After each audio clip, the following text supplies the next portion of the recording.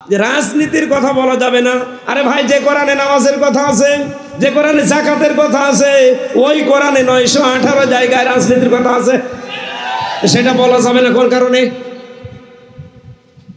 জাতে মাতাল হলো আবু জেহেল, যেমন তালে ঠিক ছিল, ওদের উত্তরসূরি যারা ওরাও জাতে মাতাল হলো, তালে ঠিক আছে। আর এইভাবে করতে করতে 54 বছরে আমাদের অবস্থা দাঁড়িয়েছে।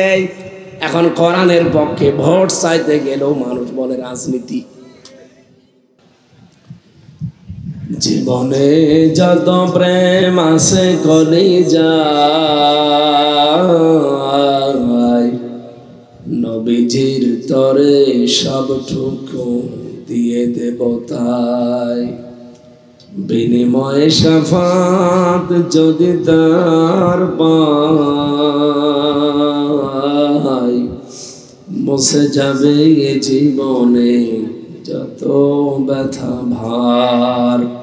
চট্টগ্রাম জেলার বাঁশখালী থানার অন্তর্গত শেখেরখীর সরকার বাজারের দক্ষিণ পাশের এই ময়দানে আল্লামা শাহ ইসহাক হুজুর সংগঠনের উদ্যোগে অষ্টম বাৎসরিক তাফসীরুল কোরআন মাহফিলের স্বনামধন্য সভাপতি পীরে কামিল শাহ সুফি আলহাজ মাওলানা মোহাম্মদ ইসহাক হুজুর,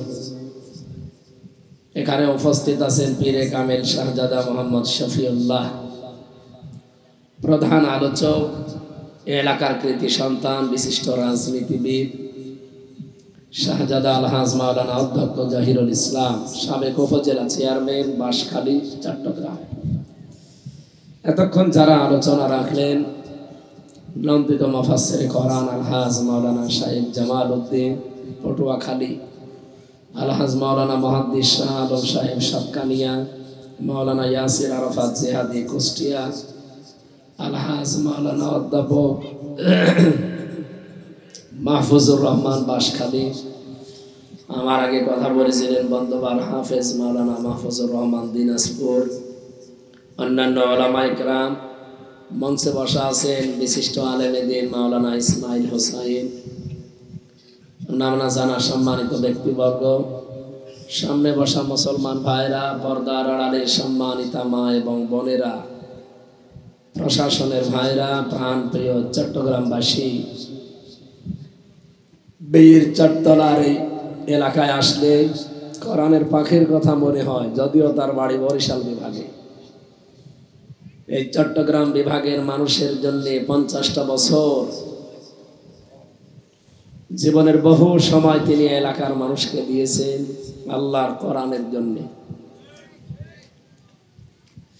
আল্লাহর এই ওলির জন্য দোয়া করে দল মত নির্বিশেষে আজকের এই অনুষ্ঠানে যারা এসেছে সবাইকে নিয়ে শুকরিয়া জানাচ্ছি আলহামদুলিল্লাহ। আরো জোরে বলেন আলহামদুলিল্লাহ। আমরা কোরআনে কারীম থেকে যে আয়াত পড়লাম, এটা 18 নম্বর আয়াত সূরা জুমারে। আল্লাহ পাক বলেন আল্লাযীনা ইয়াসতামিউনাল কাওলা ফায়াত্তাবিউনা আহসানা, যারা শ্রবণ করছে এবং করবে। ইস্তামিউন এটা মুজারি, বর্তমান ভবিষ্যৎ, প্রেজেন্ট ফিউচার। এখন যারা শুনছে, ভবিষ্যৎ বলতে কিয়ামত পর্যন্ত। এই এখন ওঠাউঠি করে না, বসেন। আমারে ওয়াজে বসিয়ে উনি চলে যাচ্ছে।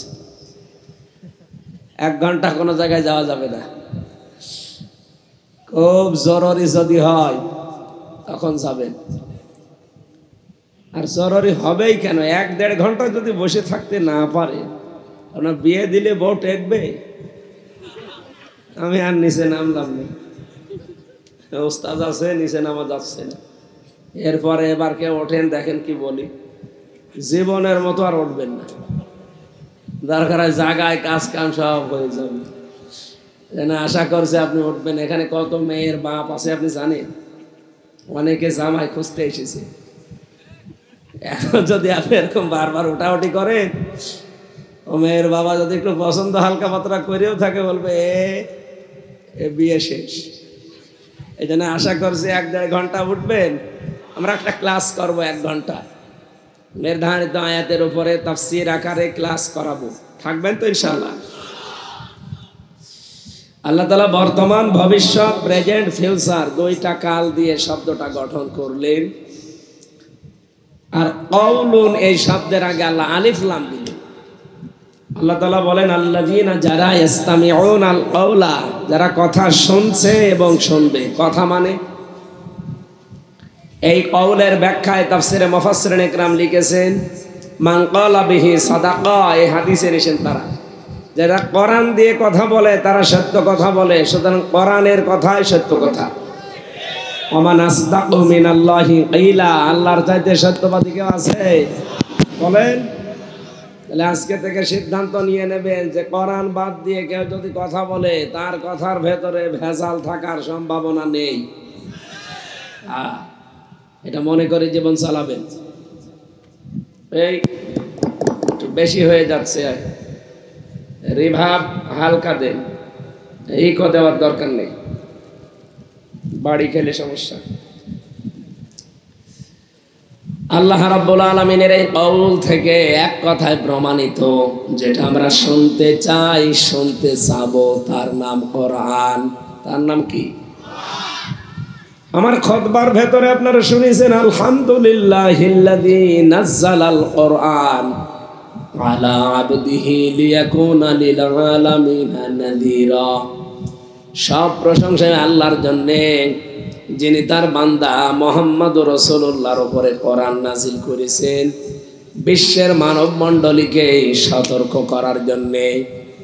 ফামান আমানা ফাকাদ ইহতাদা, যে ব্যক্তি কোরআনে কারিমের প্রতি ঈমান আনবে সে যেন হেদায়েত পেয়ে গেছে। সে হেদায়েত পাবে না, সে পেয়ে গেছে।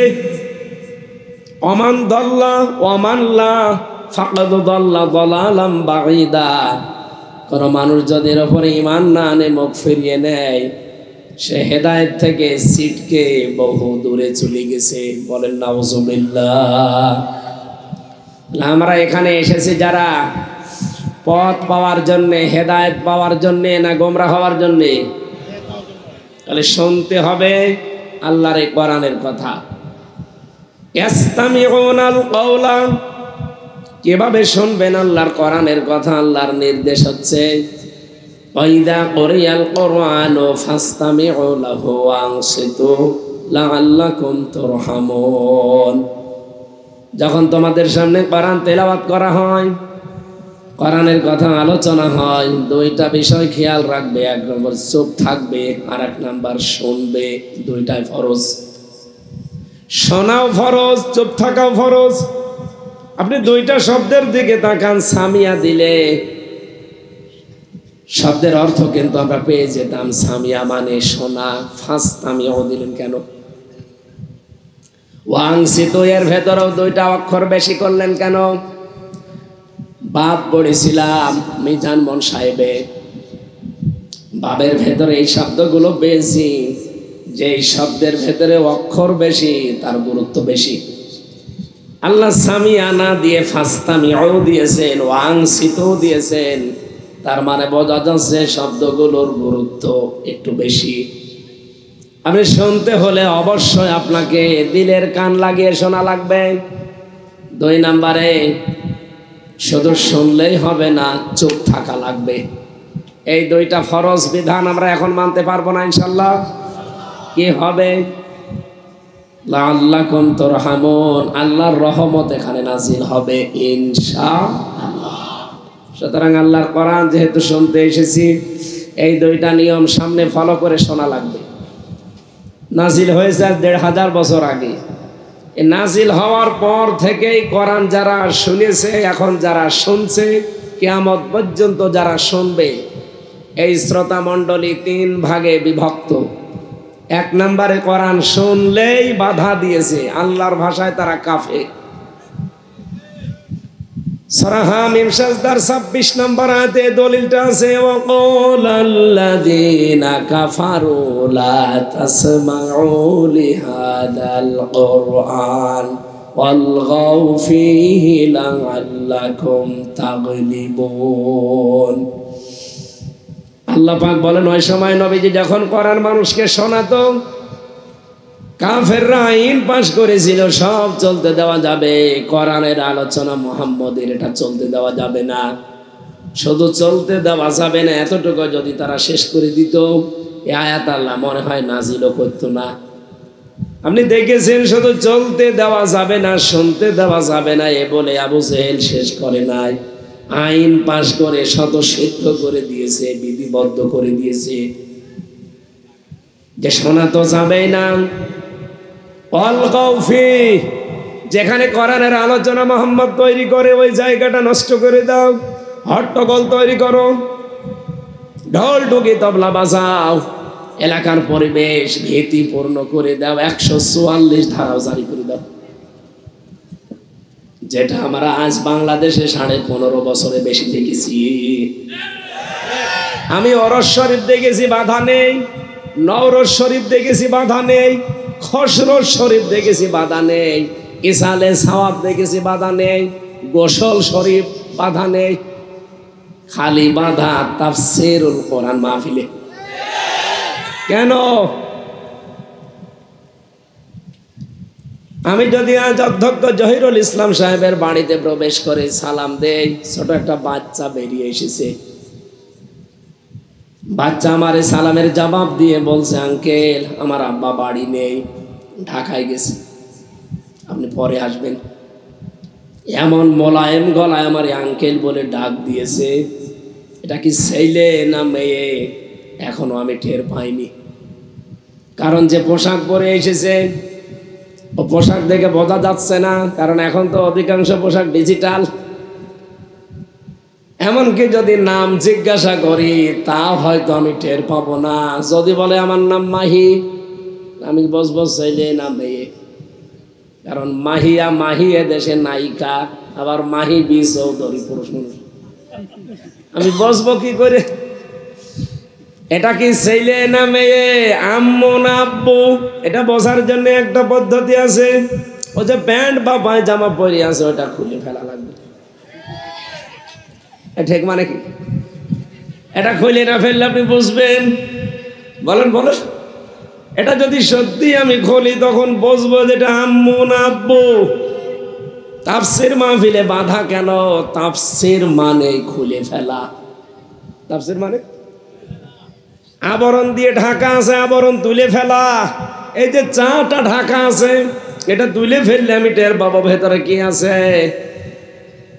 এই পরিবারে, এই সমাজে, এই রাষ্ট্রে, এই পৃথিবীতে যারা শিরক, বেদাত, কুফর, বিশেষ করে জুলুমের অন্ধকার দিয়ে নিজেদেরকে আবরণ করে ঢেকে রেখেছে, ওরা তো বুঝতে দেয় না মানুষকে যে ভেতরে কি আছে। যখন কোরআনের তাফসীর করা হবে সঠিকভাবে, তখন ওইগুলো খুলে পড়ে যাবে। আমি আবার বলছি শব্দটা, কোরআনের তাফসীর করা হবে সঠিকভাবে। তাফসীরে বাংলাদেশে তাহেরিও করে, কি করে না? কি তাফসীর গো! আয়াত পড়ছে, ওয়াবতাগু ইলাইহিল ওয়াসিলা, আল্লাহকে পাওয়ার জন্য ওসিলা তালাশ করো। ওসিলা মানে এই যে একটা বাবা, কি এরকম নেই? কত বাবার নামে তার মুখে আমরা জিকির শুনি, ইয়া আলী বাবা, শাহ আলী বাবা, কেল্লা বাবা, ফতে বাবা, ন্যাংটা বাবারও জিকির করে। এইবারে বলেন তো, বাবা বেশি হওয়া ভালো না খারাপ? বলেন বলেন। এ বাংলাদেশে অনেকের তো বাবা বেশি। বাবা বেশি হলেই বুঝবেন ওর জন্ম কি। নিজের বাবারে কোনোদিন বাবা বলে না। কোথায় জন্ম? সেই গোপালগঞ্জে। ওই রে বাবা বলতে পাগল। আপনি অত দূরের মানুষকে বাবা বলতে যাবেন কোন কারণ? আপনার বাবা নেই? নিজের বাবারে যদি ডাক দিয়ে ওনার না হয়, তো ওনার আর এক বাবা আছে, শ্বশুর আব্বা, ওইটারে ডাকেন। যারে আপনি বাবা বাবা করে পাগল হয়ে যান, এমনকি জাতির বাবা বানিয়ে দিচ্ছেন, ওকে আপনারা জন্ম দিয়েছে। আপনার কি শ্বশুর? এই চট্টগ্রামের একজনের বিয়ে হওয়ার কথা ছিল, কিন্তু উনি বিয়ে করেনি। সংসদে বলেছিল না যে বেশি আঙুল নাচাবেন না, আঙ্গুলে কিন্তু আংটি পরানোর কথা ছিল আমার। সে যাই হোক, আপনাদের জেলার মানুষ না, এখন তো রংপুরে গেলে রংপুর বিভাগের মানুষকে আমাদের দোলা ভাই বলা লাগে, কারণ এটা আমাদের জাতির বাবার মেয়ে। কি হয়? আপা, বুবু। বুবুর স্বামী কি হবে? বাড়ি যেহেতু রংপুরে, রংপুর বিভাগের মানুষ দেখলে যদিও মফয়সী বর্গীর জ কি হয়, মফয়সী বর্গীর জ কি হয়, মফিজ। এদেরকে আমাদের দোলা ভাই বলা লাগবে যতদিন অন্তত আপা বেঁচে আছে। কথা বলে না কেন? আপনাদের এই লোকের সাথে যদি হইতো আপনারা দোলা ভাই হয়ে যেতেন, হয়নি, বেঁচে গেছে। বাবা বেশি হওয়া ভালো না, যার তারে বাবা বলে ডাকবেন। সূরা আহজাবের ভেতরে আছে বিশ্বনবী মুহাম্মদ রাসূলুল্লাহ সাল্লাল্লাহু আলাইহি ওয়াসাল্লামকে উদ্দেশ্য করে পালিত সন্তান ছিল একজন, নাম কি? হযরতে হারেস, যায়েদ বিন হারেস রাদিয়াল্লাহু তাআলা আনহা। তাকে নিয়ে আল্লাহ আয়াত পর্যন্ত নাযিল করেছে। এমনকি মা কানা মুহাম্মাদুন আবা আহাদিম মির রিজালিকুম ওয়ালাকিন রাসূলুল্লাহি ওয়া খাতামান নাবিয়্যিন। সূরা আহজাবের 40 নম্বর আয়াতে আছে, আমার নবী মুহাম্মদ রাসূলুল্লাহ তোমাদের কোনো অ্যাডাল্ট পুরুষের বাবা না। তিনি বাবা, কিন্তু অ্যাডাল্ট পুরুষের বাবা না, পরিপূর্ণ যে পুরুষ। আল্লাহ কিন্তু এখানে রেজাল্ট দিয়েছেন, সিবিয়ান দেননি। সিবিয়ান মানে ছোট মানুষ, আর রেজাল্ট মানে প্রাপ্তবয়স্ক মানুষ। প্রাপ্তবয়স্ক কোন পুরুষের পিতা নবীজি ছিলেন না, ছিলেন মানে ছোট মানুষ, ছোট পুরুষের পিতা ছিলেন। তার ছোট ছোট সন্তান ছিল না? কি নাম ছিল? একজনের ইব্রাহিম, একজনের নাম ছিল কাসিম, আর একজনের নাম ছিল তাহের। এই নামগুলো শোনেননি? এই সমস্ত সন্তানগুলো ছোট বয়সে দুনিয়া থেকে বিদায় নিয়েছে। আমার মাঝে মাঝে আয়াতটা পড়লে মনে হয় আল্লাহ যদি এখানে সেবিয়ান শব্দটা দিয়ে দিতেন, এই পৃথিবীতে বহু শয়তান আছে আল্লাহর এই কোরআনের ভুল ধরত। কি কথা বুঝতেছে? তারা বলতো আল্লাহ যেহেতু সেবিয়ান দিয়েছেন, উনি তো কোনো সেবিয়ান পুরুষের, ছোট পুরুষের পিতা তো ছিলেনই, তাহলে কোরআনের আয়াত ভুল। আল্লাহ কায়দা করে আয়াতটা দিয়েছেন রেজাল। সুবহানাল্লাহ বলতে পারেন নাই? বিশ্বনবী মুহাম্মদ রাসূলুল্লাহ পিতা ছিলেন, কিন্তু প্রাপ্তবয়স্ক কোনো পুরুষের পিতা ছিলেন না। হযরতে যায়েদ বিন হারেসা রাদিয়াল্লাহু তাআলা আনহু, তাকে তিনি যেহেতু লালন পালন করেছিলেন, পালিত পিতা বলে মানুষজন ডাক দিত। কোরআনে কারিমের আয়াত নাযিল করে আমার আল্লাহ সেইটাও নিষেধ করলেন। আমি আয়াতের তাফসিরে ফি জিলালিল কোরআনের ভেতরে পেয়েছি, নিজের বাবা বাদ দিয়ে পৃথিবীর কোনো মানুষকে যদি কেউ বাবার মতো সম্মান দিয়ে ডাকে, ওর গুনাহ হবে। আর বাংলাদেশে আপনার বাবা কত? আরে চট্টগ্রাম বিভাগে বাবা বেশি। এই কথা বলছেন এখন? সারা বাংলাদেশ করি আপনি যে কয়টা বাবা পাবেন, এই চট্টগ্রাম জেলায় তার চাইতে বেশি বাবা। ঘরে ঘরে বাবা। আপনাদের এই লাইনটা একটু কম আছে। এই আনোয়ারায় যান, কত বাবা। আমি অনুষ্ঠানগুলোতে গিয়েছিলাম ওই জেলে যাওয়ার আগে, 18 সাল 19 সালে, যে বাড়িতে থাকতে দেয় দেখি বাবার বাড়ি। কি গো, বাড়িতে বাবা আছে, এই জন্য আপনি নিরাপদ। কারণ এখন তো আর জহিরুল ইসলামের মতো বাড়িতে থাকতে দেওয়া যাচ্ছে না। এই জন্য ওরা রাখতো আমার নিরাপদে রাখার জন্য বাবার বাড়ি, কারণ বাবার বাড়ি নিরাপদ। আমি যে কথাটা এখান থেকে আপনাদের বসাতে চাই, তাফসীর মানে যেহেতু খুলে ফেলা, তাফসীর মানে উন্মুক্ত করা। এই পরিবার, সমাজ আর রাষ্ট্রে যারা নিজেদেরকে আবরণ দিয়ে ঢেকে রেখেছে, কোরআনের তাফসীর করলে অবশ্যই তাদের আবরণগুলো খুলে যাবে, জাতি দেখতে পাবে এটা জাতির সর্বনাশকারী। এই জন্য এই 54 বছরে এত বাধা দেওয়া হয়েছে তাফসীর মাহফিলে। আল্লামা সাঈদীর তাফসীর মাহফিলে 144 ধারা পর্যন্ত দিয়েছে। এক কথা বলেন, দেয়নি? ওই আমরা তো আজ পর্যন্ত কোনো ওরস শরীফে বাধা হয়েছে আমি পাইনি। কেন দেয় না? কারণ জানে যে এখানে যা হবে আমরাই করতাম, ওরা করছে করুক। এ তো তাফসীর মাহফিলে বাধা একই কারণে। ওই জামানায় আবু জেহেল দিয়েছিল, ও বলেছিল শুধু বাধা দিবা না, অলগাউ ফিহি, হট্টগোল করো, ভীতিপূর্ণ অবস্থা তৈরি করো, লাআল্লাকুম তাগলিবুন, আশা করা যায় তোমরা গালেব হবে, বিজয়ী হবে। আমার প্রশ্ন হচ্ছে সে বিজয়ী কথা গাল তাগলিবুন কেন বললো? আবু জেহেল ভালো করে বুঝতো যে আমি যে চেয়ারে বসে আছি এ চেয়ার অবৈধ চেয়ার, বুঝতো না? কথা বলা লাগবে। হাসিনাও ভালো করে বুঝতো আমি যে চেয়ারে আছি এটা অবৈধ চেয়ার। বলেন বলেন। আবু জেহেল ভালো করে বুঝেছিল এটা অবৈধ চেয়ার। মোহাম্মদ যেটা বলতে চায় এটা যদি জনগণ বুঝে ফেলে তা আমার চেয়ারের পায়া রাখবে না। এই কথা বলছে না কেন? মুহাম্মদুর রাসূলুল্লাহ যেটা আসলে বলতে চাইতো কোরআন দিয়ে, জনগণ যেটা বুঝতো, সত্যি যদি জনগণ একবার দাঁড়িয়ে যেত ওই জামানায় আবু জেহেলের পায়া থাকতো না। আবু জেহেলের উত্তর সুরে যুগে যুগে যারা আসবে তারাও বেশ ভালোভাবে বোঝে যে আমরা যা করি আর হামজা যা বলতে চাই কোরআনের সাথে জীবনও মিলবে না। ওই তখন বিভিন্ন নাম দিয়ে ওটা বন্ধ করে দেয়। বলাটা আমরা এমনি বন্ধ করি না, কোরআনের বিপক্ষে আমরাও না, কিন্তু আমরা বন্ধ করি এই জন্য কারণ এখানে রাজনীতির কথা হয়। এটা ইহুদিদের একটা চক্রান্ত। দেশের ভালো মানুষগুলো আলেম ওলামা তারা যাতে কোরআনের পথে মানুষকে সঠিকভাবে দাওয়াত দিতে না পারে এই জন্যে এই ভুয়া ধোয়া তুলে মানুষদেরকে দূরে সরিয়ে রেখেছে। এই ধোঁয়াটা তুলেছিল 15.5 বছরে বেশি। এটা ভুয়া ধোঁয়া, কি বললাম? এটা ভুয়া ধোঁয়া। যে রাজনীতির কথা বলা যাবে না।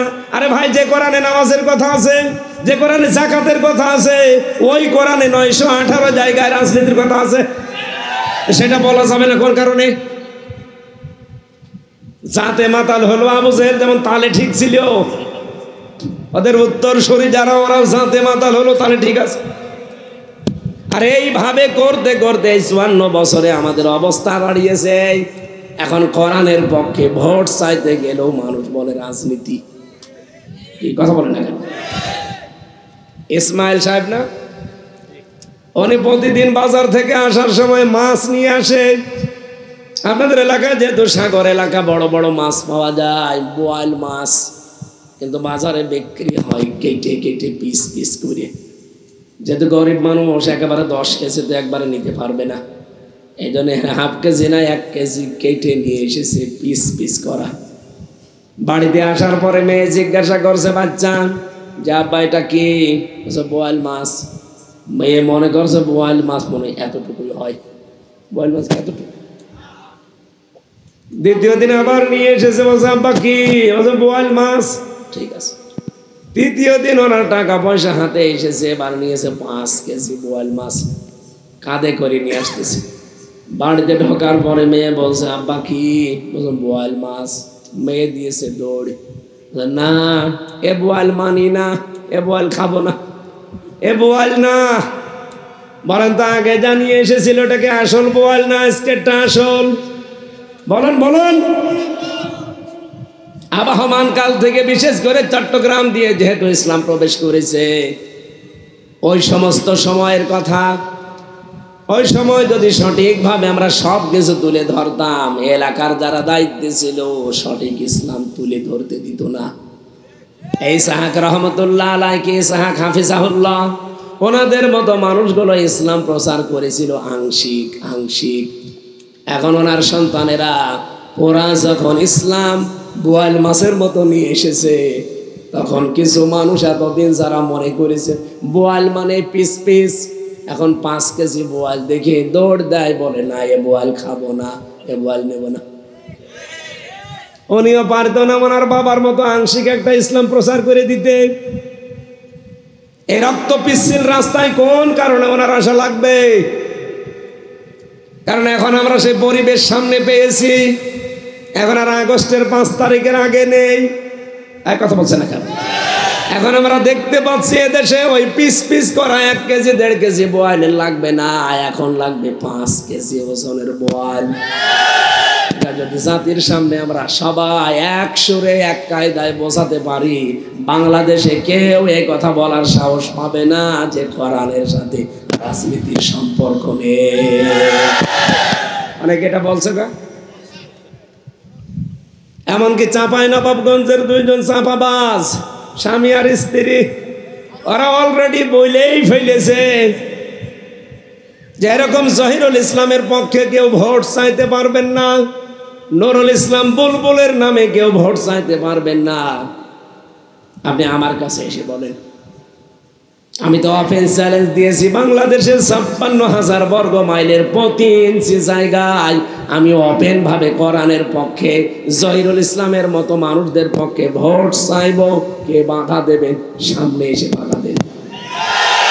আসেন, কে? আমি এই শুধু চট্টগ্রামে না, সারা বাংলাদেশের 56,000 বর্গ মাইল আমি কোরআনের আয়াত দিয়ে ভোট চাবো। কে বাধা দেবেন? আসেন। নাকি সারা জীবন আপনি কি আগস্টের 5 তারিখের আগে পেয়েছেন না? এই চট্টগ্রামে বহুবার এসেছি, কথা তো বলতেই দেয়নি, মাইক পর্যন্ত কেড়ে নিয়েছে। আজকে আসেন, মাইক দিয়ে দিলাম, নেন দেখি কোন মায়ের দুধ খেয়েছেন। আসেন, সামনাসামনি আসে না, শুধু চাঁপাই থেকে বসে বসে বলে আমি এই যে যাবো 26-22 তারিখে চাঁপাইনবাবগঞ্জ, বাধা দিয়ে দেখেন তো আপনি। আমি আপনার ওপেন চ্যালেঞ্জ দিয়ে দিলাম, এই পাপিয়া পারে, ওনার নামের শেষে অন্তস্থ বাদ দিয়ে আমি বলেছিলাম ওনারে পাপিয়া বলা ঠিক না, পাপি বলা দরকার। কারণ আবু জেহেলের নাম আবুল হাকাম থেকে যদি আবু জেহেল হয়, তা আপনার নাম পাপিয়া থেকে পাপি হলে সমস্যা কি? কারণ আপনারও তো ঈমান নেই। যে কথা বলেছেন কোরআনের বিপক্ষে চলে গেছে। উনি আমারে নাকি ডাক দিয়েছে যে আমির হামজামান নাম আমি পাল্টিয়ে দিল, আমি জবাব চাই। জবাবে যাইটা আবুল হাকাম থেকে যদি আবু জেহেল হয়, পাপিয়া থেকে পাপি হবে না কেন? কথা বলছে না কেন? আর আপনাদের নামটা আরো সুন্দর করে আমি নিয়েছি, আল্লামা মুফাসসিরে কোরআন, ভারতের কামান, মুজাদ্দেদে জামান, স্বামী আর স্ত্রী। আমি তো না আমার বলতে চাই না। আপনারা কোন কারণে ফতোয়া দেন? ফতোয়া তো দেবো আমি, আমার নামের আগে মুফতি লিখা আছে, আর সরকারি সার্টিফিকেট প্রাপ্ত মুফতি আমি। আমার ফতোয়া দিয়ে গ্রান্টেড হবে, আমার সার্টিফিকেট আছে সরকারের দেওয়া। আর আপনার সার্টিফিকেট আছে? আপনি তো আন্দাজে ফতোয়া দেন যে জহিরুল ইসলামের পক্ষে ভোট চাওয়া। অবশ্যই মানুষের এই শরীরের ভেতরে, তার মানে 3.5 হাত বডি। এখানে নবীজি যদি ইঙ্গিত দেয় নাই, কোনো কিছু দেখিয়ে দেয় নাই, এই জন্য আমরা নিজেরাও দেখাতে পারছি না।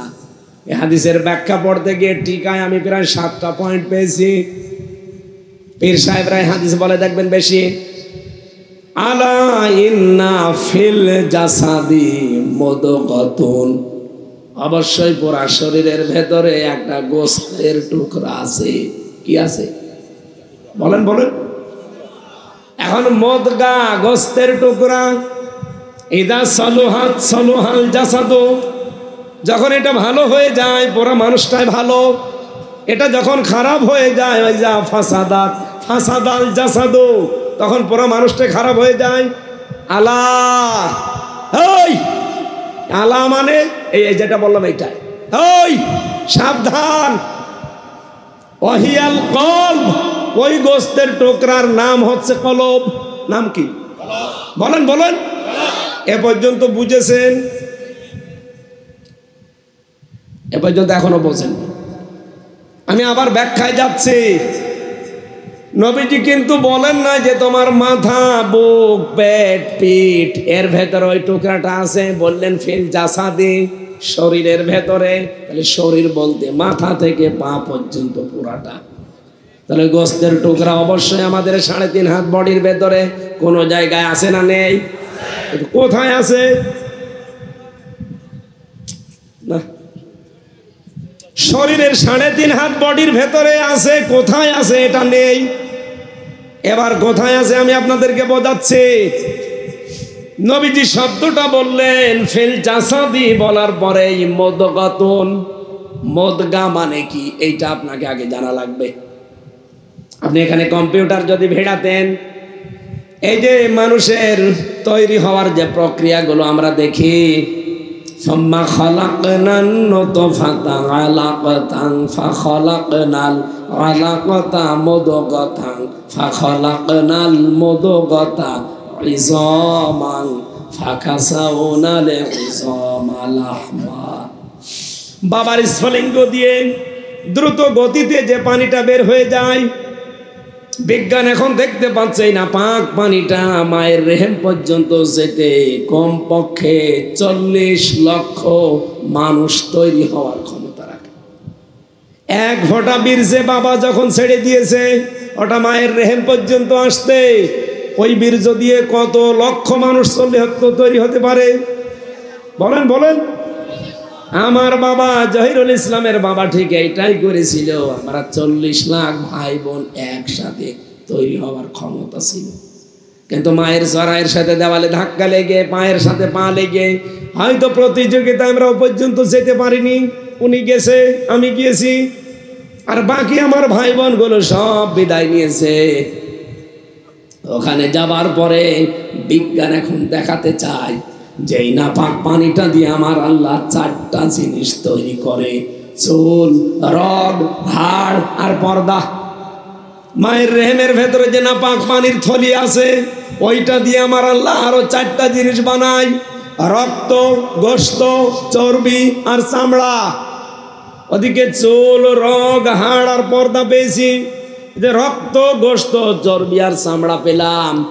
4 8টা জিনিস যখন এক হয়, এটা এক হতে সময় লাগবে কমপক্ষে 340 মানে 120 দিন। কথা বুঝতেছে?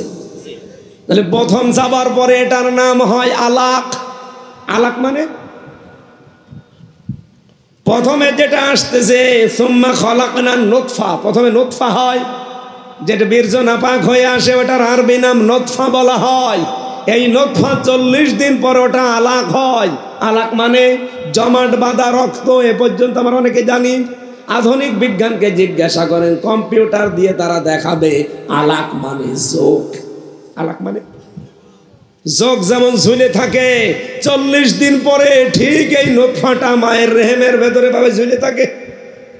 আলাক মানে এই জন্য ঝুলন্ত, যেটা আমরা যোগ বললে বুঝি বেশি। মাটির নির্যাস হয়, এরপরে জমাট বাঁধা রক্ত হয়। অনেকগুলো অর্থ এখানে আছে, একটা একটা করে যখন এটা শেষ হয়ে 3 নাম্বার স্তরে যেটা আমি বোঝাতে চাই, তার নাম মুদগা। তাহলে নুতফা থেকে আলাক, এরপরে বলেন বলেন মুদগা। এই মুদগা শব্দ নবী হাদিসের এই ভাষায় দিলেন, আলা ইন্না ফিল জাসাদি মুদগাতুন। বিশ্বনবী জানিয়েছেন অবশ্যই মানব শরীরের ভেতরে একটা মুদগা আছে, গোস্তের টুকরা। এখন মুদগা কি দিয়ে তৈরি হয় এটা আপনাকে জানা লাগবে। বিজ্ঞান এখন প্রমাণ করছে মুদগা তৈরি হওয়ার জন্য কমপক্ষে 3টা জিনিস তার ভেতরে পাবেন। 1 নম্বরে আপনি রক্ত পাবেন, 2 নম্বরে চর্বি পাবেন, 3 নম্বরে রাবারের উপরে কামড় দিলে যেভাবে দাঁত বসে যায়, ঠিক ওইভাবে দোড়া কাটা ভাব দেখা যাবে। আমি কেন নিয়ে আসছি বারবার এই শব্দটা, আমার একটা সামনে একটা কাহিনী আছে।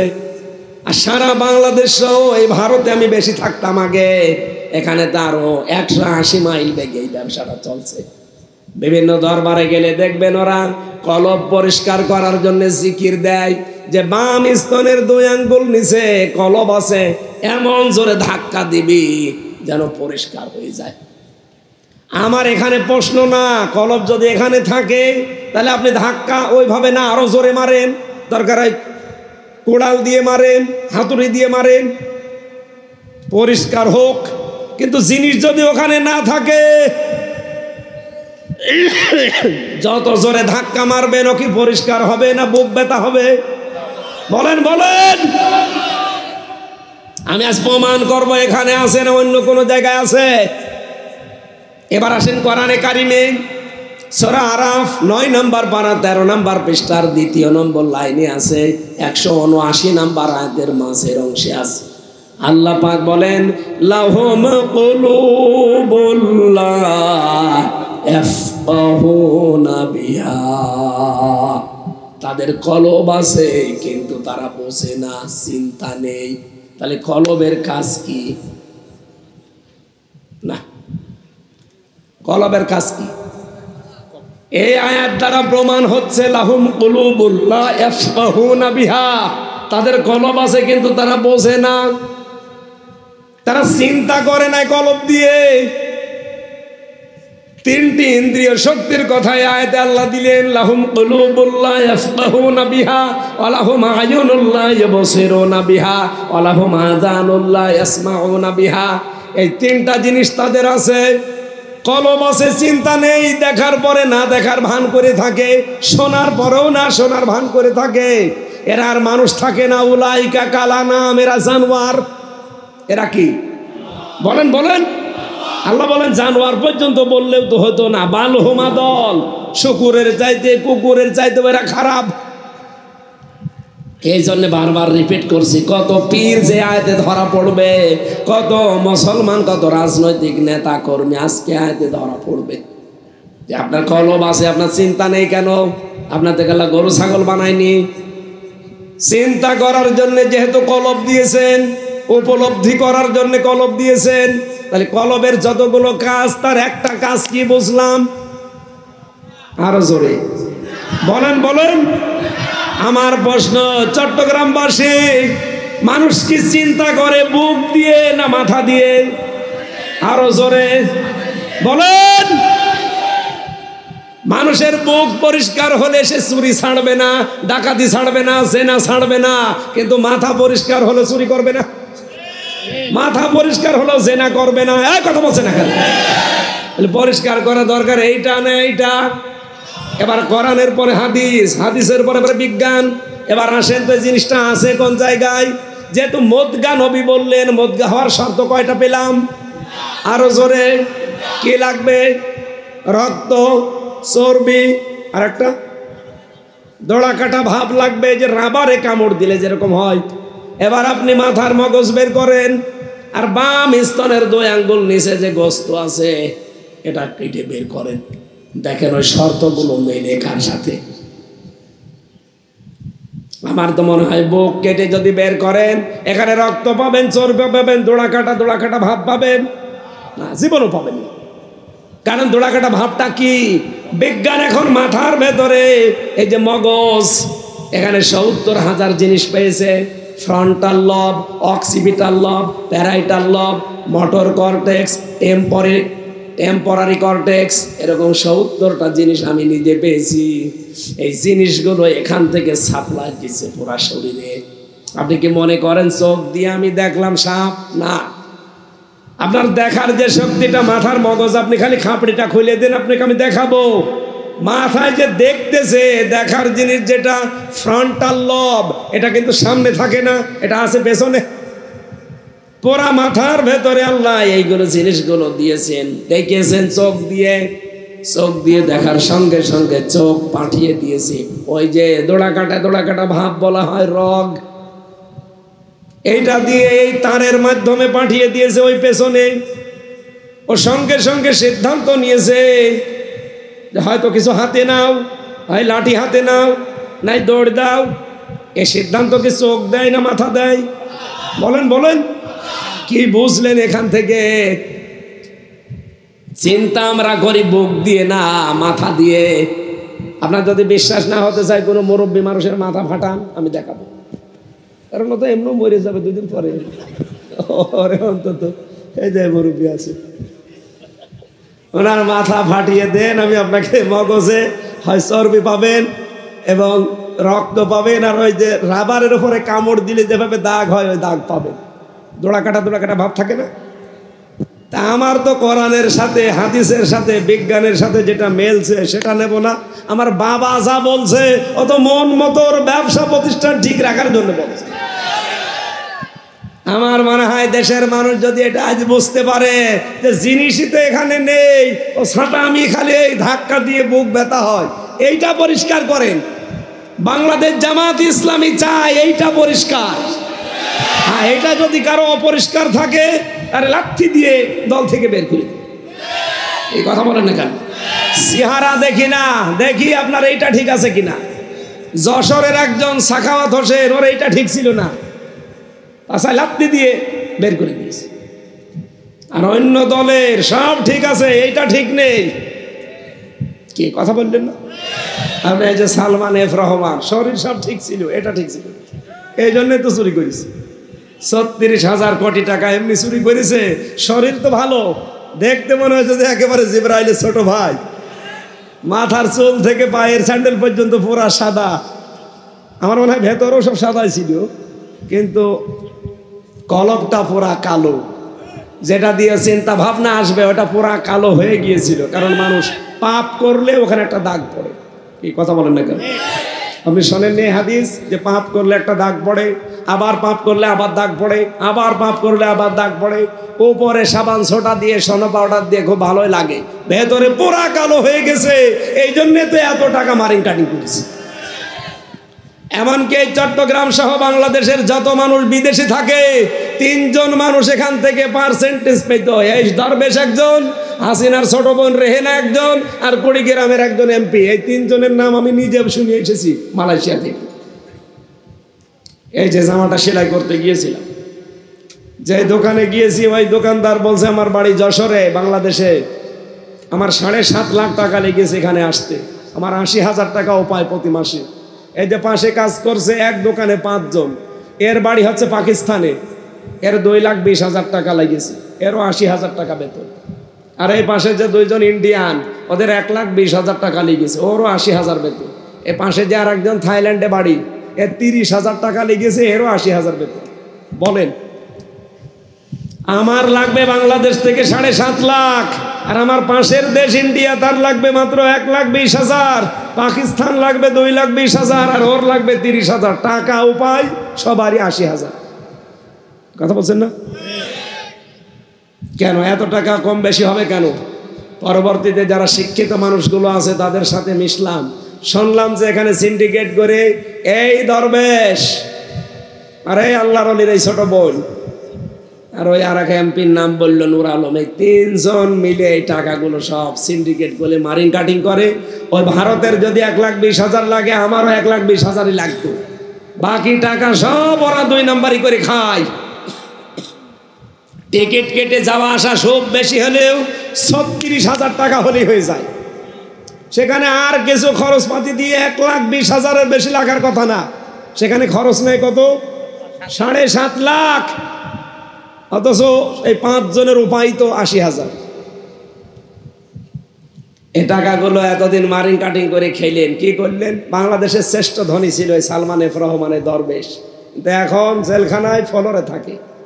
ওরে ফলরে না, ওরে কব্বরে দেওয়া দরকার। এই জন্য এইটা ঠিক করা দরকার না, এটা ঠিক করা দরকার। এইটা ঠিক নেই আমাদের। আল্লাহ পাক বলেন ওয়াজিলাত কুলুবুহুম, ওদের কলব কেঁপে ওঠে। ওয়াইদা তুলিয়াত আলাইহিম আয়াতুহু যাদাতুহুম ঈমানা। বাংলাদেশ সহ বিশ্বের মানুষেরা আজ যদি বুঝতো যে না, পরিষ্কার করা দরকার এইটা না, তখন এই পীর সাহেবদের বানানো এসব হু হু এ জিকির এমনি বন্ধ করে দিত। বলতো ছাতা করে আমি বেকার বুক ব্যথা করব, আমার আগে এইটা পরিষ্কার করি, আর এটা পরিষ্কার করতে হলে আল্লাহর কোরআন লাগবে। এই জন্য আগেকার পীর সাহেব যারা এখানে যেমন সভাপতি ছিল পীর সাহেব, ওনাদের ওই জামানার সোনালী জামানা আপনি হিসাব করেন, মরহুম মাওলানা আব্দুল জাব্বার রহমতুল্লাহ আলাই বাইতুল শরফের, এই সমস্ত পীর সাহেবদের কাছে আগে যারা আসতো ওনারা কোরআন শরীফ তুলে দিত, এই যে এটা পড়েন, এটা বোঝেন, আল্লাহকে পেয়ে যাবেন। কিন্তু এখনকার তাদের অনেক সন্তানই, তাদের এই দরবারের লোকগুলো আর এখন এই পদ্ধতিতে নেই। তাদের কাছে গেলে এখন আর কোরআন তুলে দেয় না, বলে যে জিকির করবে। কি জিকির? হো হো, খালি এইটা ধাক্কা দিয়ে পরিষ্কার করবে। 1,500 বছর আগে আল্লাহ পাক কোরআনে আমাকে আগে জানিয়েছে যে এই কারণে স্বামী স্ত্রীর গন্ডগোল হয়, আর এইটা মেটানোর পদ্ধতি। এখন আপনার যদি ওইটা হয়ে থাকে আমি করব কি? আমার মনে হয় এখানে ওই সভাপতির মতো অনেকে আছে, শুনতে বেসেছে, বিশ্বাসও করে, হামজা বানিয়ে কথা বলবে না, ও কোরআনের দলিল দিয়েই বলবে। কিন্তু যখন দেখে না আমার রাজনীতির সাথে মিল নেই, আমার পরিবারের সাথে মিল নেই, আমার অর্থনীতির সাথে মিল নেই, তখন আস্তে করে পেছন দিক থেকে কেটে পড়ে। এরা হচ্ছে টাটকা নির্ভেজাল মুনাফিক। কোরআনের দ্বিতীয় নম্বর শ্রোতা পেলাম কি বলেন বলেন, এখানে নেই। কোরআন এত পছন্দ করে, এত সম্মান করে, যে কাছে আসতে চায় না। মসজিদে ইমাম আর মুয়াজ্জিন দুইজন মিলে চিল্লাচ্ছে, একজন লোক পাশ দিয়ে হেঁটে যাচ্ছে, এত চিল্লান কেন? এই যে মসজিদে গরু ঢুকেছে, গরু ঢুকে এর ভেতরে পায়খানা প্রসাব করেছে, এ গরু কার, তার নামে বিচার দেব। লোকটা বলছে চিল্লাবেন না, গরু আমার। আমার মানে হ্যাঁ আপনার গরু, আর আপনি আমার সামনে এসে বলছেন গরু আমার, চিল্লাবেন না। কি করেছে দেখেন তো, গরু মসজিদে ঢোকে আপনি কি করেন? লোকটা বলছে দেখেন, আপনি আমারে কোনোদিন মসজিদে আসতে দেখেছেন? বলছে না। আমি কেন আসি না? কারণ আমি জানি ঘর আল্লাহর, এত পবিত্র, এই জন্য আমি ধারে কাছ দিয়ে যাই না। গরু বোঝে না, এই জন্য এসেছে। আমাদের এখানে অনেক মানুষ আমরা এমন বসে আছি, কোরআন এত সম্মান করি, এত বিশ্বাস করি, যেই দেখে না এ কথা তো একটাও আমার জীবনের সাথে মেলে না, আস্তে করে কেটে পড়ে। এসুদ্দুনা আঙ্কা সুদুদা, হে নবী দেখবেন পেছন দিক থেকে তারা আস্তে করে কেটে পড়ছে। এরকম মুনাফিক চট্টগ্রামে নেই? কারা আছেন হাত তোলেন তো। আরে মুনাফিক, ঠিক আছে, তারপরেও আপনি বসে থাকেন। 3 নাম্বারটা বলার জন্য আমি কিন্তু এ পর্যন্ত এসেছি। আল্লাহ রাব্বুল আলামিন বলেন কোরআনের 3 নাম্বার শ্রোতা তারা যারা মুমিন। ইন্নামাল মুমিনুনাল্লাযীনা ইযা যুকিরাল্লাহু ওয়াজিলাত কুলুবুহুম ওয়া ইযা তুলিয়াত আলাইহিম আয়াতুহু যাদাতুহুম ঈমানা ওয়া আলা রাব্বিহিম ইয়াতাওয়াক্কালুন।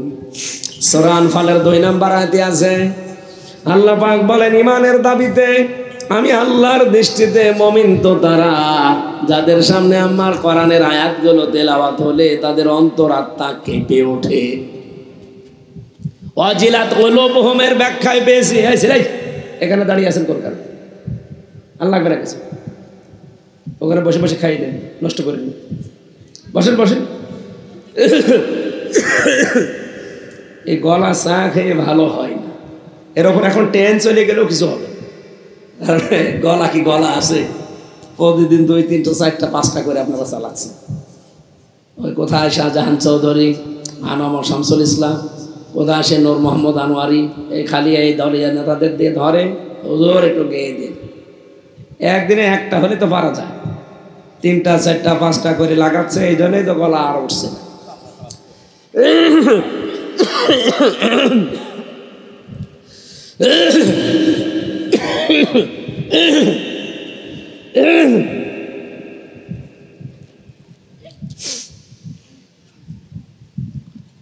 ওয়াজিলাত কুলুবুহুমের ব্যাখ্যা বলছিলাম। তাফসিরে মুফাসসিরে লিখেছেন বাম স্তনের 2 আঙ্গুল নিচে প্রতিটি মানুষের একটা গোস্তের টুকরা আছে, এটার নাম বলা হয় কলব। কি? আরো জোরে বলেন। নবীজি বলেন আলা ইন্না ফিল জাসাদি মুদগাতুন ইদা সালুহাত সালুহাল জাসাদু ওয়া ইদা ফাসাদাত ফাসাদাল জাসাদু আলা ওয়াহিয়াল কলব। মুসলিম শরীফের হাদিস, তিরমিজি শরীফে আছে। পরিষ্কার তো এইটা করা লাগবে। কোনটা? তাহলে বাংলাদেশ থেকে একটা বেদাত এমনি দূর হয়ে যেত না। আমি আপনাদের আরো চিন্তা ভাবনা করার জন্য বলছি। আমার তো মাথা ছোট, আমার তো চিন্তা ভাবনা অত বেশি না। যাদের আরো বড় প্রখর আছে, এরকম বড় বড় মাথা আছে, আরো চিন্তা ভাবনা করেন, আরো বেশি পাবেন ইনশাআল্লাহ। এই বেদাতটা বাংলাদেশে, ভারতে, পাকিস্তানে বেশি থাকবে না ইনশাআল্লাহ। বাইরের অনেকগুলো দেশে গিয়ে দেখলাম না, এই বেদাত নেই। ওই রকম যদি মাথা ঝাঁকড়িয়ে জিকির করেন, পুলিশে বলবে এর মির্গি রোগ হয়েছে, এর ইঞ্জেকশন দেওয়া লাগবে। কিন্তু বাংলাদেশে এরকম হা হু করলে আমরা মনে করি এ আল্লাহর ওলি হয়ে গেছে, এ এসকে মনে হয় পাগল হয়ে গেছে। আপনার এসকো এত বেশি, গাছে উঠে চলে যায়, বাসে উঠে চলে যায়। এটা মানদার গাছে তো ওঠেন না কোনোদিন। এটা মানদার গাছে একটু উঠে দেখান যে আপনার এসকো কেমন আছে, আমি দেখবো। কোন সাহাবীর জীবনী শুনেছেন যে ওনারা জিকির করতে করতে গাছে উঠে বসেছিল? আমি একবার চাঁপাই নবাবগঞ্জে গিয়েছিলাম, ওই যে বিশ্ববিদ্যালয় যখন মাস্টার্সে 15 সালে, যে দেখে একজন গাছে উঠে মানে বাঁশে উঠে পড়েছে গাছে। কমিটির লোকজন বলছে হুজুর বাঁশে উঠেছে, আপনি একটু কিছু করেন যেন নেমে আসে। উনি উঠলো কি করে? জিকিরের ফয়েজে উঠেছে। জিকিরের ফয়েজে তুমি গাছে ওঠো?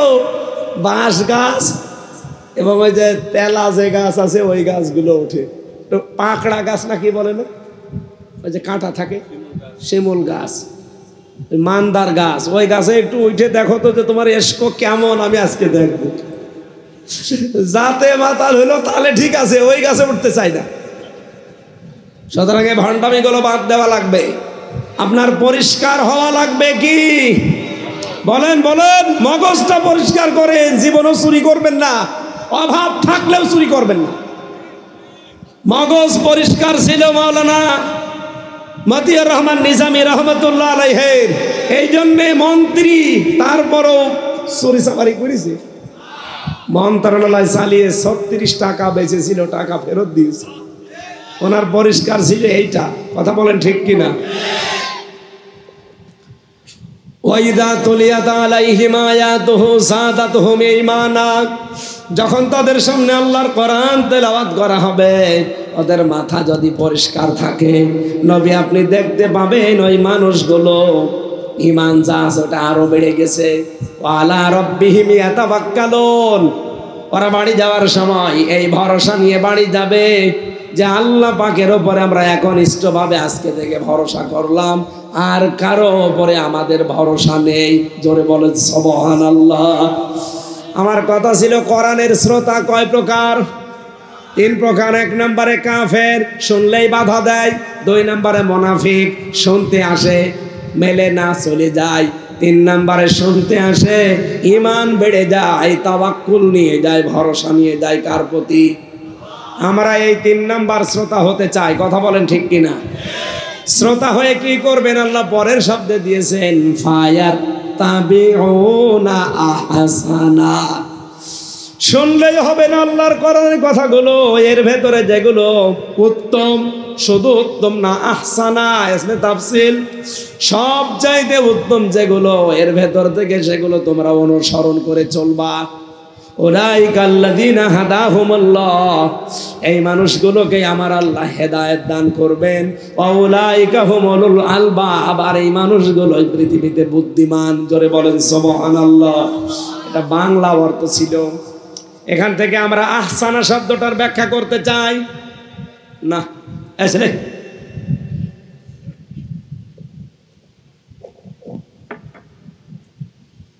আপনি শুনতেছেন, আপনি যে এখান থেকে অনুসরণ করার জন্য কি নেবেন? ফায়াত্তাবিউনা আহসানা, কোরআনের উত্তম যে বিষয়গুলো এখন বলা হবে। যেহেতু সারা জীবন আমরা একটা বাক্য শুনতে বেশি অভ্যস্ত, রব্বানা আতিনা ফিদ দুনিয়া হাসানা, এই হাসানা থেকে আহসানা, নাকি রব্বানা আতিনা ফিদ দুনিয়া হাসিনা? হাসিনা আর হাসানা একই, শাব্দিক অর্থে খুব বেশি কম বেশি নেই। অনেক মুরব্বী আমরা দেখি হাসানার জায়গায় হাসিনা চাই। আমি নিজে, এই যে কোরআন শরীফ আমার সামনে, নিজে জেলখানায় এই গাজীপুরের কাশেমপুরে চলচ্চিত্র জগতের একজন ভিলেন, এই ভিলেন ধরা পড়েছিল, ওরা দিয়েছে জেলে। আমি 3 তলায়, ও থাকতো 4 তলায়। এই আসরের পরে একটু আগে যখন ব্লক মারবে, ওই সময় দেখি কান্নাকাটি করে আর এই দোয়া পড়ে, কিন্তু দোয়াটা ভুল। রব্বানা আতিনা ফিদ দুনিয়া হাসানা না বলে হাসিনা। কি গো, এই হাসিনা বলার পরে দেখি দোয়া করছে বাংলায়, আল্লাহ তুমি আমার মরণ দাও, আমাকে তুলে নাও, আমার নেত্রীকে তুমি হায়াত বাড়িয়ে দাও। আই রে শয়তান, কিসের দোয়া করিস? হুজুর দোয়া করেন আমার নেত্রীর জন্য, খুব মায়া লাগে, জেলে আছে, মায়া লাগছে নেত্রীর জন্য। হাসানা আল্লাহর বানানো, বাদ দিয়ে হাসিনা বলছে। ওই দিন চিন্তা করলাম, দেখি এই শব্দ নিয়ে একটু ঘাটাঘাটি করি কি আছে। এর আগে হজে যাওয়ার পরে দেখেছিলাম লক্ষ লক্ষ হাজিরা কাবা শরীফ তাওয়াফ করার সময় এই আয়াতটা পড়ছে। রকনি ইয়ামিনি থেকে হজরে আসওয়াদ এই জায়গাটা পার হওয়ার সময় সবার মুখে এই আয়াত, রব্বানা আতিনা ফিদ দুনিয়া হাসানা। হে আল্লাহ, দুনিয়ায় হাসানা দাও। আল্লাহ পাক বলেন, পৃথিবীতে হাসানা যদি কেউ পেতে চায় তাকে দুনিয়ার বুকে 10টা জিনিস পাওয়া লাগবে। কয়টা? ও চট্টগ্রামবাসী, এবার আমি দলিলগুলো বলছি। ওটা সূরা বাকারা 201 নম্বর আয়াতের মাঝের অংশটা পড়েছি। অমিনহুম আমি বাদ দিয়ে দিয়েছি। রব্বানা আতিনা ফিদ দুনিয়া হাসানা।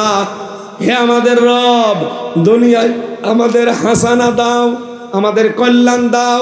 আমাদের কি হাসানা শব্দের ব্যাখ্যায় যেহেতু কল্যাণ হবে, স্বস্তি হবে, শান্তি হবে, নিরাপত্তা হবে। হাসানা মানে দুনিয়াতে আপনি আমাদেরকে কল্যাণ দান করেন রব্বুল আলামিন। এই যে মাহফিলটা যখন প্রচার হচ্ছিল, প্রচার করেননি? 2-3 দিন প্রচার হয়েছে, মাইকিং হয়েছে, এমনকি পোস্টারের ভেতরেও লেখা থাকে উক্ত মাহফিলে দলে দলে যোগদান করিয়া দো জাহানের কামিয়াবি কল্যাণ হাসিল করুন। এ কথা বলা হয় না? এটা বাংলায় বলেছেন, আমি ওইটা আরবিতে বললাম। দো জাহানের কল্যাণ কামিয়াবি হাসিল করুন। দো জাহানের কল্যাণ এই আয়াতের ভেতরে আছে। অফিল আখিরাতি হাসানা, শুধু দুনিয়ায় হাসানা দিলে হবে না, আখিরাতেও দাও। তাহলে দুনিয়া আর আখিরাত 2 জগতের হাসানা কয়টা? আপনারা কি ঘুমাচ্ছেন? না না, দুনিয়ার হাসানা আমি তাফসিরের ভেতরে পেয়েছি 27টা, সামারাইজ করে করে আমি মিলিয়েছি 5-10টা। আর আখিরাতের হাসানা পেয়েছি 13টা, এখানে সামারাইজ করে মিলিয়ে মিলিয়ে নিয়েছি 5টা। 10 আর 5 15। ওয়াকিনা আযাবান্নার, আর জাহান্নামের আগুন থেকে তুমি আমাদের সবাইকে বাঁচাও। নবীজি বলেন জাহান্নাম থেকে বাঁচার উপায় আছে মাত্র একটা। জোরে বলেন সুবহানাল্লাহ। এবার আমরা আয়াতে যাচ্ছি, তাফসীর থেকে যেটা পড়েছি আমি সেইটাই বলছি। দুনিয়ার হাসানা কয়টা বললাম? এ মোনাজাত সারা জীবন আপনি করছেন, এখন দেখেন তো এই 10টা জিনিস আপনি পেয়েছেন কিনা। 1 নম্বরে কেউ যদি কোরআন পায় সে দুনিয়ার হাসানা পেয়েছে। প্রশ্ন আসতে পারে, কোরআন তো আমরা পেয়েছি, এই তো কোরআন না। কোরআন যে পাবে, কোরআনে কারিমের 500 আমল তার জীবনে থাকবে, এটার নাম কোরআন পাওয়া। আমরা এখানে যারা আছি একটাও পাইনি। কোরআনের আমল আছে কয়টা বলেন তো? 500। বলেন বলেন। قل بفضل الله وبرحمته فبذلك فليفرحوا هو خير مما يجمعون। নবী আপনি বলুন, তাম দুনিয়ার মানুষ যা গেইন করে, অ্যাচিভ করে, অর্জন করে, পেয়ে আনন্দে করে, একটাও স্থায়ী না। আমি আল্লাহর কাছে সবচাইতে উত্তম জিনিস হাসানা, কল্যাণ, তার নাম কোরআন। তার নাম কি? সুতরাং কোরআন যারা পেয়েছে তারা যেন আনন্দ করে। ওয়া খায়রুম মিম্মা ইয়াজমাউন, তামাম পৃথিবীর তুলনায় আমি আল্লাহর কাছে কোরআন শ্রেষ্ঠ সম্পদ। বলেন সুবহানাল্লাহ। সুতরাং আমরা বিশ্বের 810 কোটি মানুষের মাত্র 2 কোটি মুসলমান, 200 কোটি মুসলমান। আমরা এই 200 কোটি মুসলমান কিছু না পেতে পারি, আমরা কোরআন পেয়েছি না পাইনি? সুতরাং কোরআন যারা পেয়েছে তাদের উচিত হবে এটাকে হাসানা যদি পেতে চান, কল্যাণ, স্বস্তি, শান্তি, নিরাপত্তা, তাহলে দুনিয়ার ময়দানে 500 আয়াতের বিধান আমাদের চর্ম চোখে দেখা লাগবে। আল্লাহ সে ব্যবস্থা সামনে করে দেন, বলেন আমিন। 2 নম্বরে পেয়েছি কোরআনের হেদায়েত পাওয়া। ইউদিল্লু বিহি কাসীরা ওয়া ইয়াহদি বিহি কাসীরা। এই কোরআন দিয়ে আল্লাহ কাউকে হেদায়েত দান করে, আর কোরআন দিয়ে আমার আল্লাহ কাউকে গোমরা বানিয়ে দেয়। হেদায়েত দেয় কাকে, গোমরা বানায় কাকে? সূরা তাহার ভেতরে আছে 36 37 নম্বর আয়াতের ভেতরে। দলিলগুলো লম্বা করতে গেলে রাত 12টা বেজে যাবে। 3 নম্বরে পরিশ্রম করতে পারার নাম হচ্ছে দুনিয়ার হাসানা। বিশ্ব নবী মুহাম্মদ রাসূলুল্লাহকে আল্লাহ জানিয়েছেন, হে নবী আপনি যে পরিশ্রম করতে পারেন, লাকাদ খালাকনাল ইনসানা ফি কাবাদ, অবশ্যই আমি আল্লাহ মানুষকে বানিয়েছি কঠোর পরিশ্রমের মধ্য দিয়ে। ইয়া আইয়ুহাল ইনসান ইন্নাকা কাদিহুন ইলা রাব্বিকা কাদহান ফামুলাকি, ওই মানুষেরা তোমার রবের কাছে পৌঁছাতে হলে কঠোর পরিশ্রমের মাধ্যমে পৌঁছানো লাগবে। সুতরাং যারা কাজ করে খান, যারা পরিশ্রম করে খান, আপনি দুনিয়ার হাসানা পেয়েছেন। আর যাদের কোনো কাজ নেই, শুধু বসে বসে খায়, এরা দুনিয়ার হাসানা পায়নি। 4 নম্বরে দুনিয়ায় নিরাপত্তা পাওয়া। আজ আছে নিরাপত্তা আমাদের? বাড়ি থাকলে আমরা খুন হয়ে যাই, বাইরে গেলে গুম হয়ে যায়। এই পরিবেশটা যদি সত্যি শান্ত করা লাগে, কোরআনের বিধানের বিকল্প। 5 নম্বরে বেশি দুনিয়ায় শান্তি পাওয়া, সুখ পাওয়া। সুখ কি আর শান্তি কি? সুখের আরবি হচ্ছে রাহাতুন, শান্তির আরবি হচ্ছে সালাম বা সিলমুন, সালমুন। সুখ 3টা জিনিসের নাম, আর শান্তি 4টা জিনিসের নাম। এই 3 আর 4 7টা জিনিস সূরা আরাফের ভেতরে আমার আল্লাহ দিয়ে দিয়েছেন। 22 নম্বর আয়াত। যদি সত্যি এই 7টা জিনিস আপনার জীবনে আপনি পেয়ে যান, আমি শুধু দলিলগুলো বলছি, বাড়িতে মিলিয়ে নেবেন। 6 নম্বরে সুস্থতা। কেউ যদি সুস্থ থাকতে পারেন, আপনি মনে করবেন আমি দুনিয়ার হাসানা হালকা পেয়েছি। যানবাহন পাওয়া, এমনকি হালাল কর্মজীবনের মাধ্যমে একটা বাসস্থান তৈরি করা। আজ কত মানুষ হারাম ইনকাম করে খুশি হয়, কিন্তু হালাল ইনকাম যতটুকু করবেন ততটুকুই খুশি হওয়ার নির্দেশ আল্লাহ পাক তার নবীকে দিয়েছেন, ইমানদারকে দিয়েছেন, পৃথিবীর সব মানুষকে দিয়েছেন। কোরআনে দেখবেন ধারাবাহিকভাবে কথা আছে, ইয়া আইয়ুহার রাসূল কুলু মিনাত তাইয়্যিবাতি ওয়া আমালু সালিহা। পৃথিবীর সব রাসূলকে একই নির্দেশ দিলাম যে হালাল খাও। কি খাও? পৃথিবীর ইমানদারকে আল্লাহ আবার ওইরকম নির্দেশই দিয়েছেন। 2-3 আয়াত পরেই দেখবেন সূরা বাকারায় 174 নম্বর আয়াত, না 172 নম্বর আয়াত, ইয়া আইয়ুহাল্লাযীনা আমানু কুলু মিন তাইয়্যিবাতি মা রাযাকনাকুম ওয়াশকুরু লিল্লাহ। ইমানদাররা যেটা খাবে ওটা যেন হালাল হয়। পৃথিবীর মানুষকে আবার আল্লাহ উদ্দেশ্য করে জানিয়েছেন, ইয়া আইয়ুহান নাস কুলু মিন তাইয়্যিবাতি হালালান।